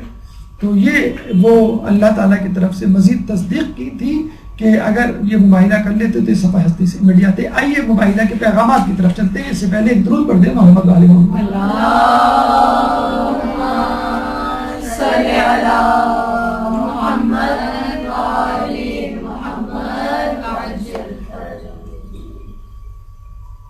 سب سے اہم جو پیغام ہے وہ ہے عظمت اہل بیت۔ اس مباہلے سے نہ صرف عیسائیوں کی شکست بلکہ عظمت اہل بیت واضح ہو گئی۔ رسول اللہ چاہتے تو کسی کو بھی ساتھ لے جاتے، بہت سارے متقی پرہیزگار ان کے گھر کے اندر، ان کے گھر کے باہر موجود تھے، لیکن رسول اللہ فقط ان چار افراد کو لے کے گئے، کل 5 افراد اس مباہلے میں شریک ہوئے جن کو ہم پنجتن پاک کہتے ہیں۔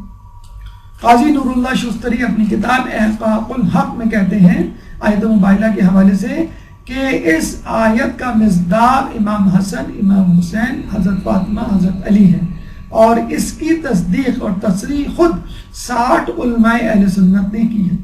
صرف شیعہ حضرات اس آیت کی تشریح یہ نہیں کرتے کہ پنجتن کے لیے، بلکہ خود سنی حضرات بھی یہ کہتے ہیں، اور پھر انہوں نے 60 علماء کی کتابوں اور ان کے حوالے جات کا تذکرہ کیا کہ جہاں پہ یہ بات موجود ہے کہ یہ آیت اہل بیت کی شان میں اتری، یعنی پنجتن پاک کے لیے۔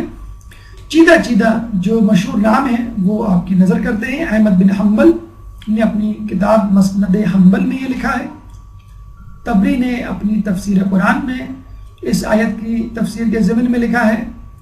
حاکم نے اپنی حدیث کی کتاب مستدرک میں، فخر الدین رازی نے اپنی تفسیر قرآن تفسیر کبیر میں، ابن اثیر نے جامع الاصول میں، ابن جوزی نے تذکرۃ الخواص میں، آلوسی نے تفسیر روح المعانی میں، زمحشری نے اپنی تفسیر کشاف میں، ابن حجر اسقلانی نے اپنی کتاب الاصابہ میں اس بات کو درج کیا. غایت المرام نامی ایک کتاب میں باروایت صحیح مسلم یہ درج ہے کہ ایک دفعہ امیر معاویہ نے سعد بن ابی وقاص کو یہ کہا کہ تم علی اور ان کے اہل بیت پہ سب و شتم کیوں نہیں کرتے؟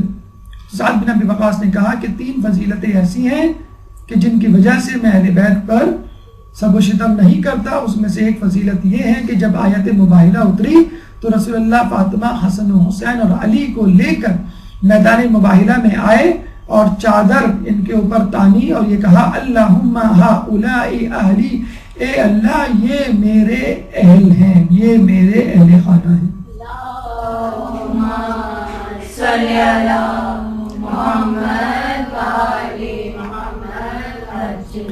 زمحشری نے اپنی تفسیر کشاف میں باقاعدہ یہ جملہ لکھا ہے کہ یہ آیت اہل کسا کی فضیلت کو ثابت کرنے کے لیے قوی ترین دلیل ہے. اہل کسا یعنی وہی پنجتن پاک جو اس سے پہلے بھی چادر میں جمع ہو چکے تھے، مباہلے میں بھی چادر کے اندر جمع ہوئے. اسی طرح دربار مامون میں ایک مناظرہ ہوا جس میں امام علی رضا نے فرمایا کہ مباہلے میں علی، فاطمہ، حسن و حسین کی شرکت ایسی خصوصیت اور اعزاز رکھتی ہے جس پر کوئی سبقت نہیں لے جا سکتا، ایسی منزلت رکھتی ہے کہ جس تک کوئی نہیں پہنچ سکتا، اور ایسا شرف رکھتی ہے جس کو کوئی حاصل نہیں کر سکتا. یہ فائدہ ہوا امام علی رضا کا مامون کی ولی عہدی قبول کرنے کا کہ بھرے دربار میں غیر شیعہ اور شیعہ تمام افراد کے درمیان وہ یہ کہہ سکے، اور یہ بات غیر شیعہ افراد تک بلکہ دشمنان اہل بیت تک پہنچ گئی کہ مباہلہ کی جو خصوصیت اور فضیلت ہے وہ پنجتن کے علاوہ کسی کو نہیں حاصل ہوئی. کسی شاعر نے کیا خوب کہا ہے کہ مباہلے کے لیے آئے جب ادھر والے، مگر یہ بات بھی ہے تھے بہت نظر والے، ہر ایک کو دیکھا کہا اب مقابلہ نہ کرو، رسول چھانٹ کے لائے ہیں اپنے گھر والے.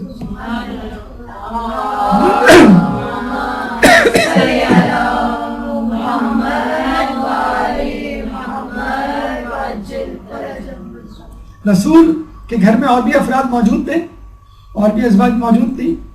اگر رسول چاہتے تو ان کو لے آتے، لیکن رسول اللہ نے فقط عورتوں میں بی بی سیدہ کا انتخاب کیا. وہاں بیٹی نہیں کہا تھا، عورت کا لفظ استعمال کیا تھا. بیٹوں میں تو آپ کہہ سکتے ہیں کہ بھی بیٹے کا لفظ استعمال کیا تھا، بھانجے بتیجے نہیں لا سکتے تھے. اسی طرح نفسوں کا جمع کا صیغہ تھا، چاہتے تو علی کے علاوہ بھی 3-4 افراد کو لے آتے، یہ کہہ کے کہ بھئی ان کے ساتھ یہ بھی شامل ہے، لیکن فقط علی کو لے کر آئے. یہاں ایک اہم بات ناصر مکارم شیرازی نے اپنی تفسیر نمونہ میں لکھی ہے کہ بی بی سیدہ کا یہاں پر حاضر ہونا اس بات کی دلیل ہے کہ اسلام فقط مردوں کا مذہب نہیں، اسلام عورتوں کا بھی مذہب ہے. اور اسلام پہ اگر کوئی آنچ آئے گی تو جہاں مرد سینہ سپر ہوں گے وہاں عورتیں بھی مردوں کے شانہ بشانہ چلیں گی. جو مغربی دنیا آزادی حقوق نسواں کے نام سے جو ڈھنڈورا پیٹتی ہے اور آزادی کے نام پہ عورت کو بے حجاب اور شمع محفل بنانے پر تلی ہوئی ہے، جیسا کہ ہمارے میڈیا پہ یہ ظاہر اور آیا ہے، تو ان کے لیے ان کے منہ پر ایک تماشا ہے کہ عورت اگر باہر آئے تو پورے عزت و وقار کے ساتھ آئے. عورت اگر باہر آئے تو کسی ضروری کام کے لیے آئے، اور اسلام پر ایک آنچ آئے یا اسلام پر آنچ آنے کی جو ہے کوئی موقع ہو تو عورت فوراً میدان میں آئے. مباہلہ میں بی بی سیدہ آئی، کربلا میں بی بی سیدہ کی بیٹی بی بی زینب سلام اللہ علیہ آئی.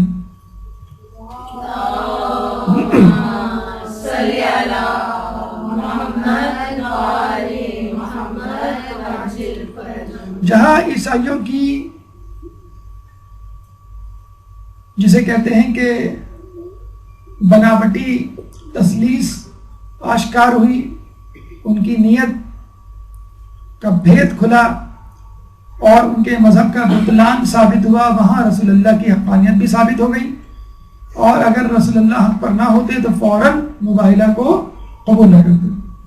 حالانکہ یہ بھی ہوا کہ جب رسول اللہ نے مباہلے کی دعوت دی تو عیسائیوں نے فوراً دعوت کو قبول نہیں کیا، منہ سے تو کہہ دیا، منہ سے تو نکل گیا کہ مباہلہ کر لیں، لیکن جب کہا کہ ٹھیک ہے کر لیتے تو انہوں نے کہا کہ ہمیں مہلت دیں، اور پھر اپنے لوگوں سے جا کے صلاح مشورہ کیا کہ کیا کرنا چاہیے۔ حالانکہ اگر حق پر ہوتے تو فوراً کہہ دیتے، اپنے آپ کو حق پر سمجھتے تو فوراً کہہ دیتے کہ ہاں ٹھیک ہے کر لو۔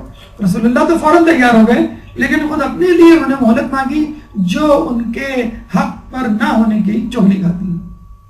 پھر عیسائیوں کا یہ خدشہ کہ رسول اللہ اگر جمع غفیر کے ساتھ آئیں تو رسول نہیں ہوں گے، ایک جھوٹا شخص ہوگا، اگر افراد خاص کے ساتھ آئیں تو رسول حق پر ہوں گے۔ اور یہ حقیقت ہے جو ہم کہتے ہیں کہ خالی چنا باجے گھنا، کہ جو گرجتے ہیں وہ برستے نہیں، یا جسے کہتے ہیں کہ جو لوگ حق پر نہیں ہوتے وہ کثرت تعداد پر بھروسہ کرتے ہیں۔ تو رسول اللہ اپنے ساتھ فوج ظفر موج لے کر نہیں آئے، مدینے والوں کو نہیں لے کر آئے، اور جو ساز و سامان کے ساتھ نہیں آئے، کسی جاہ و جلال کے ساتھ نہیں آئے، فقط 5 افراد کے ساتھ عام سے لباس میں، عام سے انداز میں لوگوں کے سامنے موجود ہیں۔ یہ بھی ایک پیغام ملتا ہے کہ پہلے مناظرہ ہونا چاہیے، پھر مباہلہ، یعنی پہلے گفت و شنید ہو، نشست و برخاست ہو، ڈائلاگز ہو، اس کے بعد مباہلہ ہونا چاہیے۔ مباہلہ ایک دوسری منزل کا نام ہے،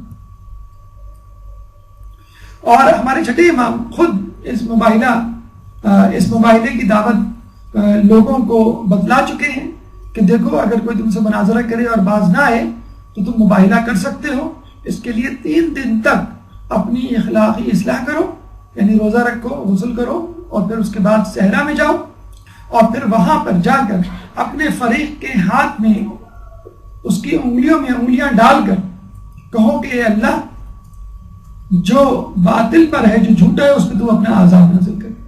اور پھر امام نے خود فرمایا میں نے آج تک اس طرح کسی کو مباہلے کے لیے تیار نہیں دیکھا۔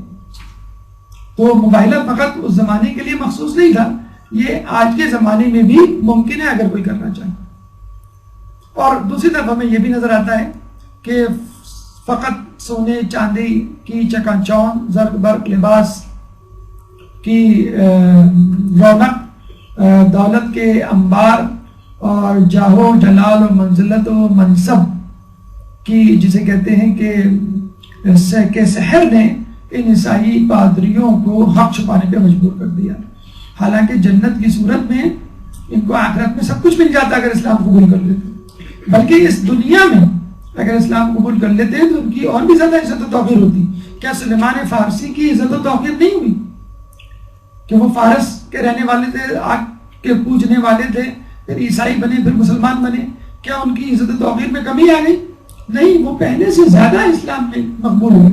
یعنی جو منصب و درجہ وہ بطور عیسائی یا بطور آگ پرست رکھتے تھے، اس سے زیادہ درجہ منزلت ان کو اسلام نے دی۔ اور یہ بھی ایک جگہ آیا روایتوں میں کہا گیا ہے کہ سلیمان فارسی جو ہے وہ اونٹ کی نکیل پکڑے ہوئے تھے، ساز و سامان کی جو حفاظت سلیمان فارسی کی ذمہ تھی میدان مباہلہ میں۔ تو یہ بھی ایک سلیمان فارسی کی جو ہے وہ فضیلت کو ظاہر کرتی ہے کہ ان کی نگرانی کے لیے اور ان کے جسے کہتے ہیں خدمت کے لیے رسول نے اگر کسی کو منتخب کیا تو وہ سلیمان فارسی۔ تو یہ ان کی خام خیالی تھی، وہ دنیا کی چکا چوند اور روشنی اور دنیا کی راحت اور لذت اور دولت میں اتنے زیادہ جسے کہتے ہیں کہ لت پت تھے کہ ان کو جو ہے وہ اسلام کا سورج نظر نہ آ سکا۔ دیکھیں، عیسائیوں نے جب مدینے میں مسجد نبوی میں ڈیرا جمایا تو لوگوں نے بہت برا منایا اور کہا کہ دیکھیں رسول یہ کس طرح کی عبادت کر رہے ہیں، مسلمانوں کی مسجد ہے، ہماری مسجد ہے، عبادت عیسائیوں کی ہو رہی ہے، اذان ہونی چاہیے، اس مسجد میں ناقوس بج رہا ہے۔ تو رسول اللہ نے کیا کہا کہ صبر و تحمل کا مظاہرہ کرو، جب یہ تمہارا انداز دیکھ لیں گے تو خود بخود حق تک پہنچ جائیں گے۔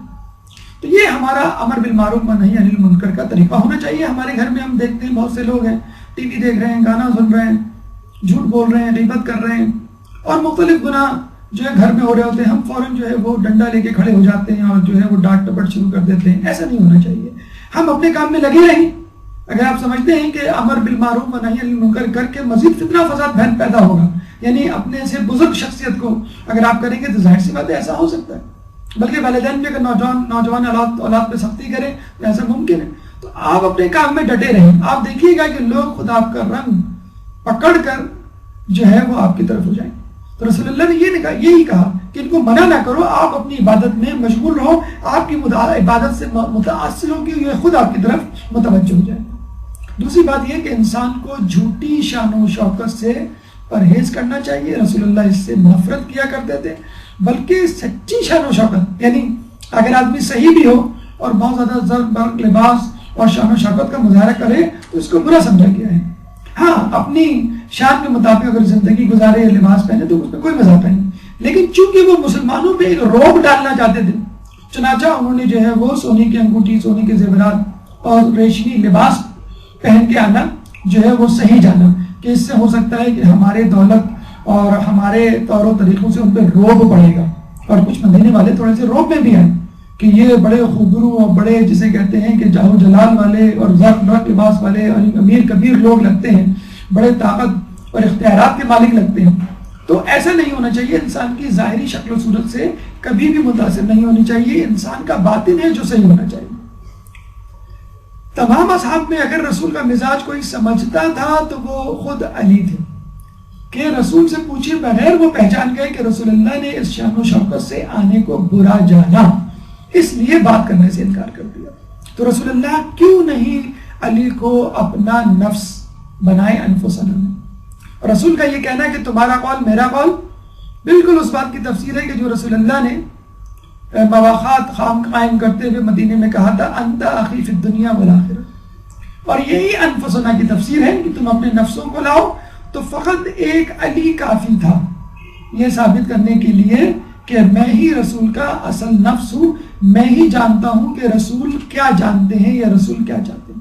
آئیے چند اعتراضات کی طرف چلتے ہیں اور اس کے بعد اعمال اور دیگر واقعات. ایک درود پڑھ دیں محمد والے محمد. اللہم صلی علی محمد وعلی محمد وعجل. ہماری گفتگو کا چوتھا مرحلہ اعتراضات. کچھ لوگ کہتے ہیں اس آیت میں ابناءنا لفظ استعمال ہوا ہے جو جمع کا صیغہ ہے, حالانکہ بیٹے فقط 2 گئے تھے, حسن و حسین. نساءنا جمع کا صیغہ ہے جو کہ دلالت کرتا ہے بہت ساری عورتوں پر, لیکن ایک عورت گئی فاطمہ.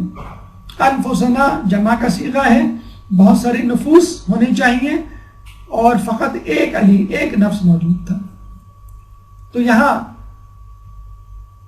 جو ہے اس کا جواب یہ ہے جب کوئی ایگریمنٹ لکھا جاتا ہے, راضی نامہ, کوئی قانون, تو اس میں تفصیل تمام افراد کو شامل کرنے کے لیے لکھی جاتی ہے. اب اس کے مصداق فقط 1 ہوں, 2 ہوں, 3 ہوں, اس سے کوئی غرض نہیں.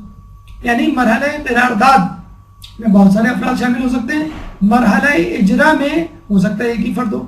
مثلا جب ہم بل لکھتے ہیں وصیت, تو یہ لکھتے ہیں کہ یہ جائیداد بیٹوں میں برابر برابر تقسیم ہوگی. اگر فرض کر لیجئے متوفی کا جو انتقال, جس کا انتقال ہوا ہے, جس شخص کا, اس کا بیٹا ایک ہی ہو. اب آپ کہیں گے نہیں, وصیت میں تو لکھا ہے کہ بیٹوں میں مساوی تقسیم ہوگی, یہاں تو فقط ایک ہی بیٹا ہے. تو ہم یہی کہیں گے بھئی اگر ایک ہی بیٹا ہے تو ساری جائیداد اس کی ہو. تو یہی بتانا مقصود تھا. اگر 2 بیٹے ہوں گے تو 2 میں تقسیم ہوگی. تو انفسنا کا جمع کا صیغہ ہے, تثنیہ کا صیغہ نہیں ہے. عربی میں واحد, تثنیہ, جمع 3 صیغے ہوتے ہیں. واحد 1 کے لیے, تثنیہ 2 کے لیے اور جمع 2 سے زیادہ کے لیے. تو ابناءنا 3 سے زیادہ پہ دلالت کرتا ہے, 2 پہ نہیں. حسن حسین تھے, 2 تھے, تثنیہ کا صیغہ ہونا چاہیے, ابنین ہونا چاہیے. تو جب رسول کے بیٹے ہی 2 تھے اس وقت, تو ہم کہاں سے تیسرا بیٹا لیں؟ اور تیسرا بیٹا تو بدبختوں کی آگ لگانے کی وجہ سے شکم مادر میں شہید ہو گیا. اچھا, پھر جو ہے وہ نساءنا, رسول کی بیٹی یا رسول کی عورت کہہ لیجیے, بیٹی کو تو چھوڑیے, بیٹی تو تھی ایک, عورتوں میں بھی ایک ہی عورت اس قابل تھی کہ جو مباہلے میں جا کر اس آیت کا مصداق بن سکے کہ جب آیت میں اٹھا لعنت اللہ علی الکاذبین کہ جھوٹوں پہ اللہ کی لعنت ہو، تو کوئی ایسی عورت ہونی چاہیے جس نے کبھی کوئی جھوٹ نہ بولا۔ اسی طرح انفسنا، بہت سارے نفوس ہو سکتے ہیں، اللہ کے رسول یہ کہہ سکتے تھے کہ میرے بعد یہ ہوں گے، یہ ہوں گے، یہ ہوں گے اور علی بھی ہوں گے، 3 یا 4 افراد کو لے آتے، لیکن فقط علی کو لائے۔ یہ بتانا مقصود تھا کہ میرے بعد اگر کوئی ولی ہوگا میرا جانشین تو علی ہوں گے، من کنت مولا فہذا علی مولا، جس کا میں مولا اس کا یہ علی مولا۔ تو جس طرح میراث میں ہوا کرتا ہے کہ مصداق بہت ہو سکتے ہیں، مفہوم میں بہت سارے افراد شامل ہو سکتے ہیں، مصداق میں ایک ہو سکتا ہے شامل۔ دوسرا جواب یہ ہے کہ خود قرآن میں کئی آیات ایسی ہیں جس میں جمع کا صیغہ استعمال ہوا ہے، لیکن مراد ایک شخص ہے، الذین قال لهم الناس ان الناس قد جمعوا لكم فاخشوهم۔ الناس لوگوں کو کہتے ہیں، جو لوگ مال جمع کر کے لوگوں کو ڈراتے ہیں۔ تو جو لوگ مال جمع کرتے ہیں تو کون لوگ؟ فقط ایک شخص کے بارے میں ملتا ہے، نعیم بن مسعود، جس نے ابو سفیان سے بہت سارا مال جمع کیا ہوا تھا کہ لوگوں مسلمانوں کو ڈرائے، لیکن اس کے لیے الناس کا لفظ استعمال ہوا ہے، لوگوں کا لفظ استعمال ہوا ہے۔ تو یہ ممکن ہے کہ لفظ جمع کا ہو اور مفہوم ایک ہو۔ ایک اور آیت سورہ آل عمران آیت نمبر 181، لقد سمع اللہ قول الذین قالوا ان اللہ فقیر ونحن اغنیاء، کہ اللہ تو فقیر ہے ہم امیر ہیں، تو نحنو کا لفظ استعمال ہوا، انا کا لفظ استعمال ہونا چاہیے، کیونکہ یہ جملہ حی بن اخطب نے کہا تھا، نعوذ باللہ، اللہ فقیر ہے میں امیر ہوں، تو اپنے اوپر تکبر کیا تھا اپنے مال و دولت پہ، تو یہاں انا اغنیا ہونا چاہیے تھا، نحنو اغنیا۔ تو بعض اوقات نحنو کا لفظ استعمال کرتے ہیں بہت سارے لوگوں ایک افراد کے لیے، لیکن جملہ لفظ بہت ساروں کا استعمال ہوتا ہے۔ ان ابراہیم کان امتا قانتا للہ، ابراہیم ایک امت تھے جو اللہ سے ڈرا کرتے تھے، عاجزی اختیار کرتے تھے۔ تو ابراہیم علیہ السلام کو ایک نہیں، 2 نہیں، بلکہ پوری امت قرار دیا ہے۔ تو یہ ممکن ہے کہ لفظ جمع کا ہو اور اطلاق بہت سارے لوگوں پر ہو۔ اسی طرح انفسنا، ابناءنا اور جو ہے انفسنا کے الفاظ ہیں۔ دوسرا اعتراض کہ رسول اللہ کی اولاد بیٹی سے کیسے، یعنی رسول کے تو بیٹے نہیں تھے، ان کو کہہ دینا چاہیے تھا۔ ابھی آپ نے کہا کہ اگر بیٹے 2 ہوں تو 2 لے کر آئیں، 1 ہو تو 1 لے کر آئیں، اگر نہ ہو تو نہ لے کر آئیں، تو رسول اللہ کیوں لے کر آئیں؟ رسول اللہ کے بیٹے ہی نہیں تھے۔ تو ہم یہ کہیں گے رسول اللہ کے حسن و حسین ہی بیٹے تھے، وہی بیٹے تھے جن کو رسول کا بیٹا ہونا چاہیے۔ اب آپ یہ کہیں کہ بھئی رسول کا کوئی بیٹا ہی نہیں تھا، تو پوتے رسول کے بیٹے کہلا سکتے ہیں، لیکن نواسے رسول کے بیٹے نہیں کہلا سکتے۔ نسل بیٹے سے چلتی ہے، بیٹی سے نہیں۔ ٹھیک ہے، عام انسان کے اوپر ایسا ہی اطلاق ہوتا ہوگا، لیکن اللہ تعالیٰ کے خاص بندوں پر خاص اصول چلتے ہیں۔ جس طرح آگ جلاتی ہے لیکن ابراہیم کو نہیں جلاتی، چھری کاٹتی ہے لیکن اسماعیل کو نہیں کاٹتی، پانی ڈباتا ہے لیکن موسیٰ کو نہیں ڈبایا۔ تو مختلف اوقات میں مختلف جو ہے وہ استثناءات کے پہلو نکلتے ہیں۔ اس آیت میں دیکھیں، مریم علیہ السلام کو، عیسیٰ علیہ السلام کو داؤد کا جو ہے وہ بیٹا قرار دیا ہے، ان کی ذریت سے قرار دیا ہے، حالانکہ عیسیٰ علیہ السلام کا تو باپ ہی نہیں تھا، عیسیٰ علیہ السلام کے بیٹے باپ ہی نہیں تھے، وہ تو مریم کے حوالے سے۔ ہاں، مریم علیہ السلام جو ہے وہ داؤد کی نسل سے تھی۔ تو جب عیسیٰ مریم کے وسیلے سے داؤد کی ذریت قرار پائے تو حسن و حسین فاطمہ کے وسیلے سے رسول کے بیٹے کیوں نہیں قرار پا سکتے؟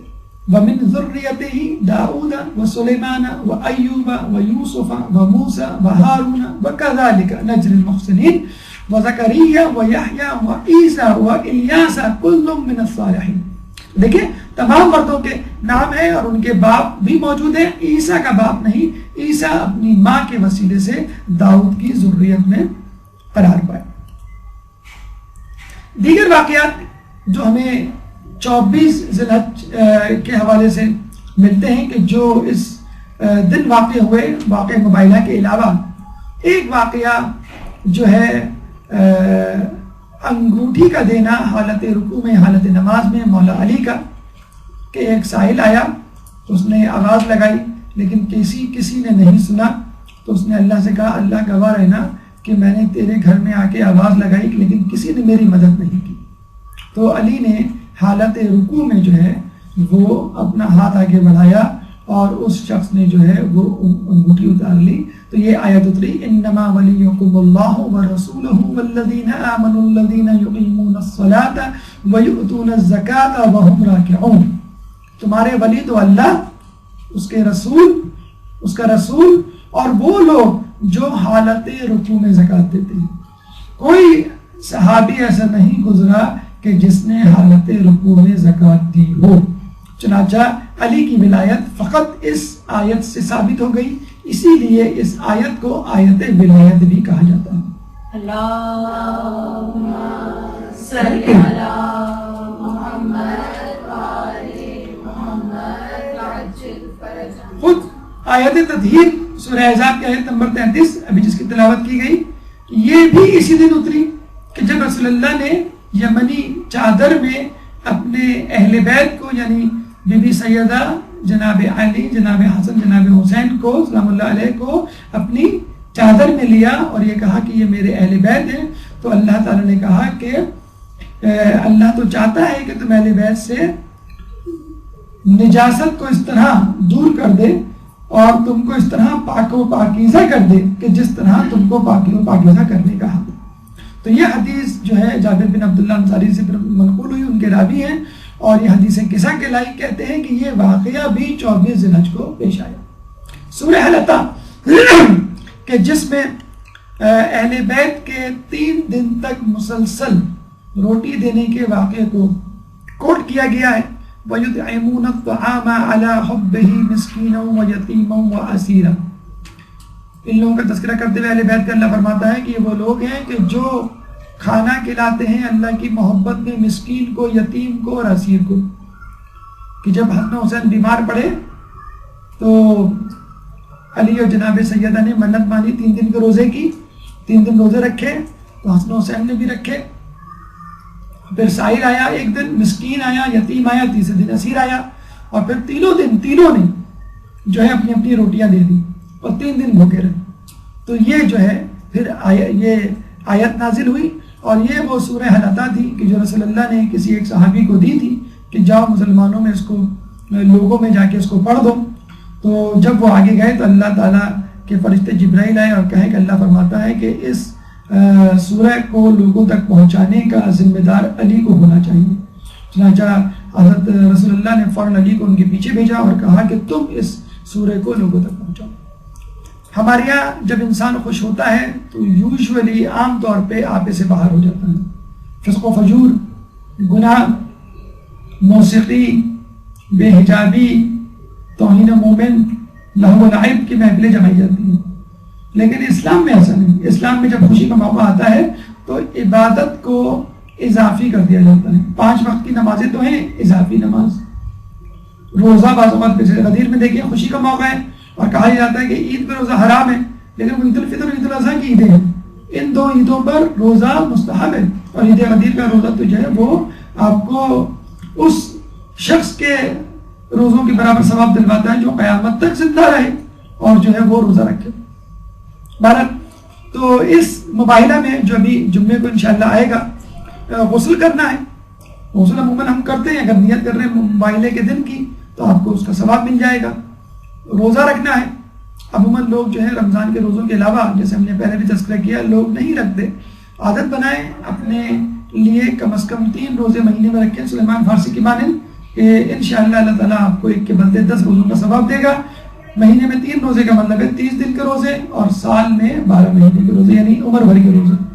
تو یہ جو قسم کے مخصوص ایام آتے ہیں 18 ذی الحج، 24 ذی الحج، دھول ارض اور دیگر، اس میں ضرور رکھیں سائن شہادت ولادت، ورنہ پہلی جمعرات، آخری جمعرات اور 10 کے بعد پہلا بدھ.